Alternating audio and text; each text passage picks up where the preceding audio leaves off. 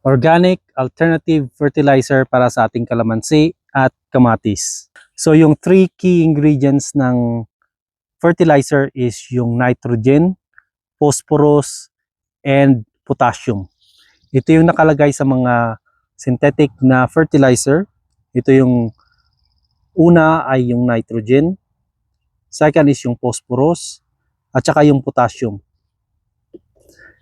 Pero ngayon, pag-uusapan natin yung alternatives. Instead, nagagamit tayo ng synthetic fertilizer.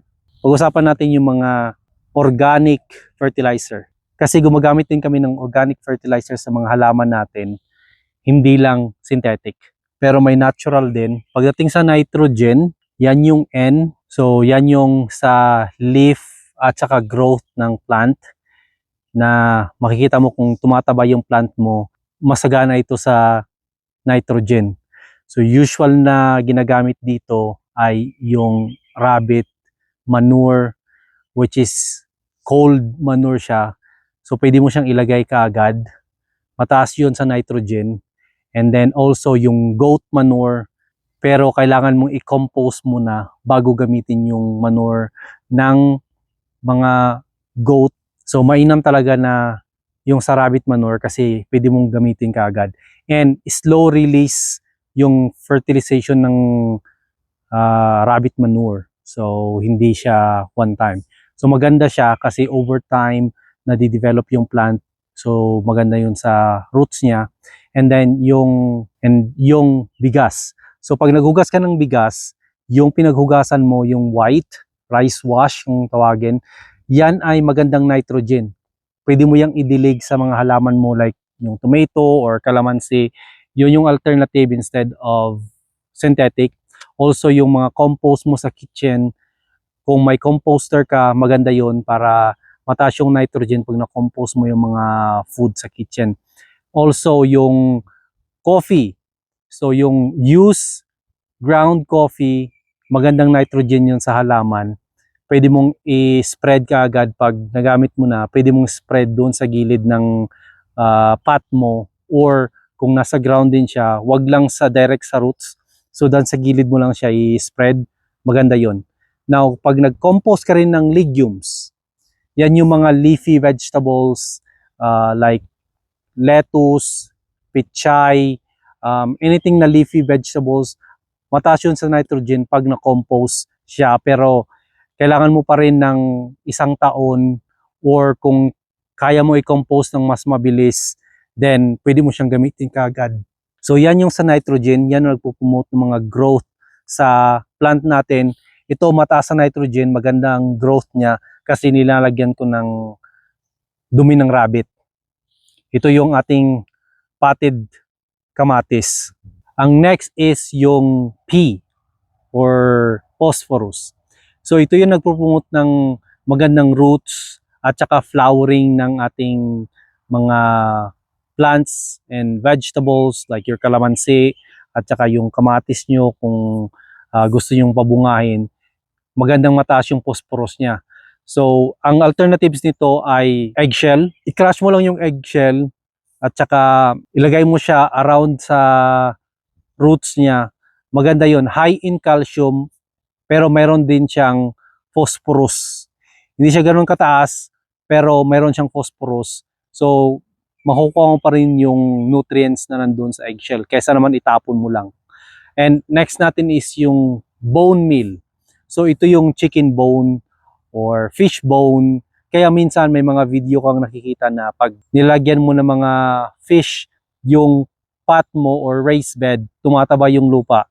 Kasi doon yun, pag nadidecompose yung isda, yung bone niya nagiging mataas yun sa phosphorus.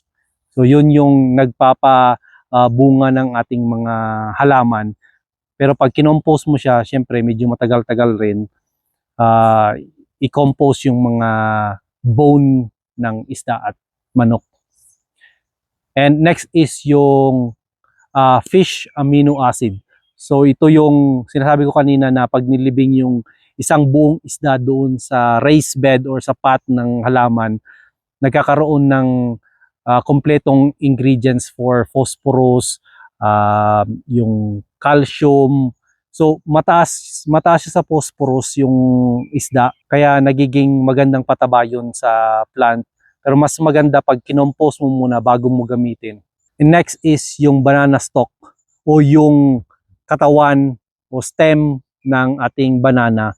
Pag na-compose yun, mataas yun sa phosphorus. So yan yung magandang gamitin pagka nagpapabunga ka ng halaman mo. Now, mapunta tayo sa K. So na yung huli sa NPK, yan yung potassium. Ito yung nag-promote ng magandang fruit, malaking fruit, at saka yung strength ng ating halaman. Kasi pagka marami yung bunga, pero hindi maganda yung supplement mo ng potassium, usually nahuhulog yung bunga. Or kung may sakit yung halaman mo, nahuhulog or hindi na di-develop yung bunga. So kailangan mo ng magandang potassium doon sa halaman mo. Yung alternative nito is yung banana peel. Hindi kasali dito yung laman ng banana, kundi yung balat lang. So maganda yon pagka nilagay mo around din sa pot mo or sa raised bed. Pag na-decompose yan, mataas yun siya sa potassium and nagiging magandang supplement yun. Alternative mo yun instead of synthetic. Next is yung wood ash o yung abo. Sa abo ng kahoy, make sure mo lang na natural yung kahoy, walang treated, walang paint, kasi ma-absorb yun ng halaman at yun yung nakakasama sa halaman. Pero pag natural lang siya, syempre, mataas yun sa potassium, so gaganda yung bunga ng halaman mo. Also, yung seaweed extract. Hindi yung seaweed ng mga sushi, kundi yung extract niya lang o yung juice. Mataas yun siya sa potassium, pero hindi lahat merong access nun. Pero kung meron kayo, maganda yun na idilig mo sa gilid ng pot mo. Napakaganda yun para sa pagpapalaki ng bunga ng iyong halaman. Last is yung molasses o yung syrup mula sa sugarcane. Maganda rin yun pag nagamit mo sa inyong halaman. Huwag lang yung concentrated, i-mix mo pa rin sa tubig and then idilig mo sa gilid ng halaman para ma-absorb niya ito unti-unti. Kasi lahat naman ng nilalagay natin sa halaman pag sobra, hindi rin maganda kasi naboburn sila. Kahit na yung mga alternatives natin na mga fertilizer, syempre pag sumobra, hindi na gumaganda yung tubo. Usually, ang nangyayari nito is either naboburn yung halaman or nag-yellowish yung inyong mga halaman. Minsan rin may nangyayaring tumutubo lang siya pero hindi bumubunga. So one way din na i-balance mo yung mga fertilizer na ginagamit mo sa halaman. Makikita mo naman yun pagka yung halaman mo ay malusog at saka kung gusto mo pabungahin, syempre mag-focus ka dun sa phosphorus mo. And then pag may bunga na, mag-focus ka na naman dun sa potassium mo para strong at malalaki yung bunga niya. Saka kung napapansin nyo, maganda na yung bush ng ating kalamansi.